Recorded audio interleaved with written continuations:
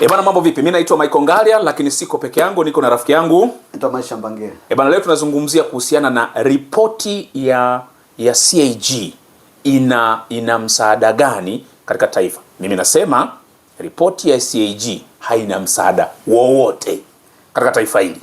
Huyu bwana anakuwa nakosea sana anaposema ripoti ya CAG, yani mkaguzi na mdhibiti mkuu wa hesabu za serikali. Ina msaada mkubwa sana kwa sababu ile ndio jicho la serikali.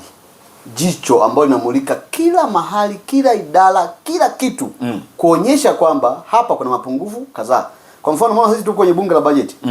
Kwa hiyo saizi ile ripoti, yani matumizi, makadirio ya matumizi ya mwaka wa fedha ujao kuanzia mwezi wa 7 mpaka mwezi wa 6 mwakani.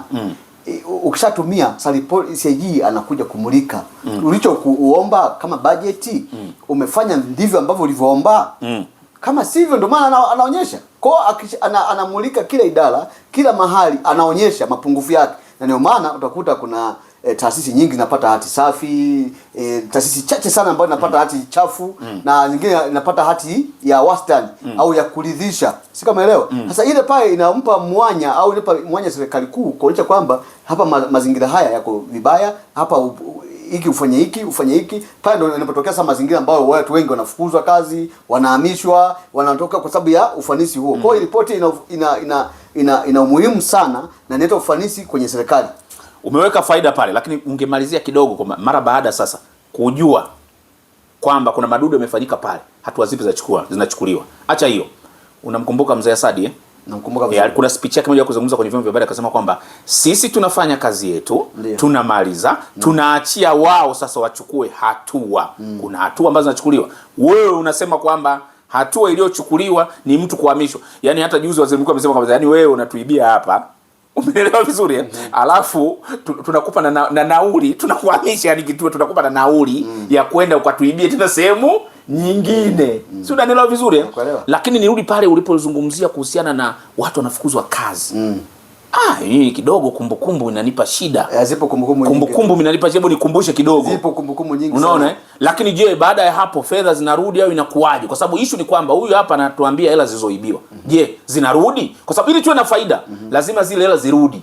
Zikisha rudi, maana yake sasa sisi tutakuwa tunanufaika tena zile tunaenda kuzitumia. Sasa nikukumbushe kitu muhimu sana ambacho nikwambia hatua zinachukuliwa serikali. Nikukumbushe kwenye utawala wa hayati John Pombe Magufuli. Ndio maana kulikuwa na jambo moja kubwa sana ilikuwa inaitwa plea bargaining. Yaani kwamba CAG baada ya kumulika mahali fulani kuna ufisadi unafanyika. Alikuwa anakamata watu anaweka ndani. Ndio maana ukikuta mtu account yako ina freeze au anina kwambia anakamata anaweka. Wahujumu uchumi kipindi cha Magufuli ndio walikuwa wengi kuliko wakati mwingine wowote. Si kama unaelewa? Walikuwa wengi. Na walikuwa wengi. Maana yake uchafu CAG baada ya kuonyesha ripoti ile akampeleka Magufuli anachukua hatua. Na akichukua hatua anafikisha mahakamani. Fika mahakamani anasema no, wewe tukikufunga tu itoshi. Lakini tupe hela zetu. Ndio wanaonyesha mali zao. Ndio maana kuambia kuna plea bargaining. Hata watazamaji wanaonisikiliza hizi hapa wataangalia kuna mmoja au mwingine mjomba wake, baba wake au mshangazi yake amefikia na hiyo jambo la plea bargaining. Sawa. Tuna bahati nzuri mwenyewe umetaja tu kipindi cha Magufuli. Tuna vipindi vingi sana hapo. Sijui yuko kwenye vipindi vingine. Hebu tuende kwenye vipindi vingine kwanza. Acha hiyo ya Magufuli. Tuende kwenye vipindi vingine. Hata sasa hivi viongozi wengi tu siwezi kuwataja sasa hivi. Siwezi kuwataja kwa mtu mmoja mmoja. Lakini wakurugenzi wengi wamefukuzwa kazi. Subutu. Kabisa. Wametangulia uteuzi wao. Huyu jamaa bana anabisha. Huyu jamaa anabisha. Toka ripoti ya CAG imetolewa. Ni muda gani mpaka sasa na nani umesikia amechukuliwa hatua? Nani? Sasa sababu sisi kama ndio ipo. Ndio maana nasema toka imetoka tunasubiri nini sasa? Anaweza asichukuliwa hatua kwa wakati ambao unaotaka, lakini atachukuliwa hatua, hatua. Sio lini, uwezi kumpangia ambaye anapewa ripoti. Ndio maana nikasema kwa basi kama ni hivi hii haijusaidii kwa sababu kimsingi tunataka tuone kwamba CAG unasikiaga wewe wanakuambiaga hivi wakati mwingine unasikiaga nizungumzia habari ya TAKUKURU. Unasikiaga TAKUKURU wanatoa taarifa utasikia tumeokoa bilioni kadhaa labda zilitaka kufanya nini. Ile ndio tunataka sasa sisi. Umenielewa vizuri Yaani unasikiaga TAKUKURU kwamba bana tume kwa kipindi cha mwezi kadhaa mpaka miezi kadhaa tumeokoa zaidi ya shilingi kadhaa. Ndio hiyo tunataka kwamba CAG ameenda kukokotoa hesabu zake tayari yale mabilioni sio yaliyopotea. Tunataka na yenyewe yaokolewe. Ndio tunasema hii kitu itakuwa na faida.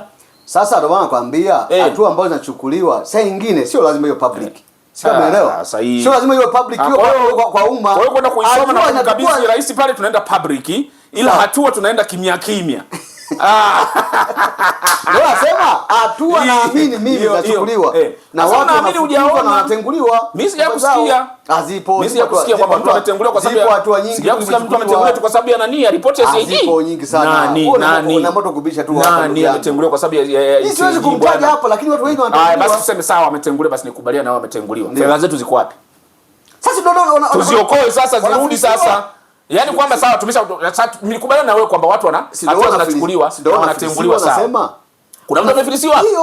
Wanauza mali zao, nyumba zao ambazo wamejenga katika namna ambayo umefisadi. Haya anafanya kimya kimya. Ndio, mwingine anafanya kimya kimya, mwingine anakuwa public. Mwingine kwa mahakamani. Hakuna hiyo bwana. Kuna kesi nyingi ziko mahakamani kwa ajili ya watu ubadhirifu. Kama kesi ya nani? Ambao vyombo vya habari vimeripoti mara nyingi tu. Kama kesi ya nani? Kwamba fulani kama kesi ya nani? Zipo nyingi tu. Hiyo hamna hiyo.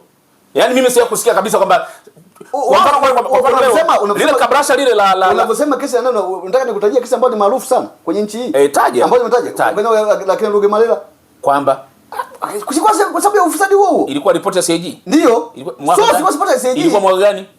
Mambo ya Escrow umesahau. Ilikuwa mwaka gani sasa? Sio maana ile ulishaelezea kule. Mimi nikwambia hivi. Nimekuunga mkono vizuri sana. Umetaja kipindi cha mzee pale. Hayati. Mimi sina shaka. Lakini sasa tuna vipindi vingi. Sasa yani ukiacha kile kipindi cha sasa mwisho wa siku sinesekana tuna vipindi vingi ambavyo vilipita na vingine bado vinaendelea. Tafsiri yako wewe unataka nikuonyeshe kwamba nianze kupini point kwamba kwa mfano kutoka awamu ya kwanza. Kwa awamu ya kwanza ilikuwa na huyu na huyu na huyu. Awamu ya pili ilikuwa na taja hata mbili tatu tu. Sasa sasa tuna awamu nyingi. Taja chache. Taja chache. Tunazo nyingi. Awamu ya Kikwete kulikuwa na ufisadi mwingi sana ambao nani tena hapo umeenda vizuri. Unaenda mle. Sawa. Nani pale sasa? Tunakumbuka ile tokeaga nini ile Chimundi ni wapi? Sikumbushane pale kidogo Umeshakumbuka mwenyewe. Nimekumbuka sasa. Chimundi kuna Escrow. Hata ni mbadhirifu wa serikali. Hatua. Si tukulia tu mbona kafungwa? Fedha zetu ziko wapi? Waziri mkuu alijiuzuru, ndugu yangu. Kujiuzuru haitoshi. Wewe mwenyewe umesema hapo wakati sawa alijiuzuru, ndio maana ile connection ya ile ripoti ndio maana watu wakaenda kufika mahakamani. Wewe ukasema hivi, wakati wa Magufuli kulikuwa na bana tunakufunga lakini hela zetu lete. Mimi nataka hiyo sasa bwana. CAG ameshaonyesha madudu labda bandarini kwa mfano, lakini sisemei inaanza bandarini pale labda imetokea madudu kwa mfano. Umeelewa? Tunapateje? Ule mzigo wetu sisi tunapateje? Kwenye kupata ndio maana nakwambia sio lazima ripoti zingine ziwe public. Zinaenda kimya kimya. Mtazamaji, wewe unaonaje katika hilo? Ripoti ya CAG ina msaada wote katika taifa au haina msaada? Jamaa anasema ina msaada, mimi nakwambia haina msaada wote. Wewe tuambie kwenye comment. Asante.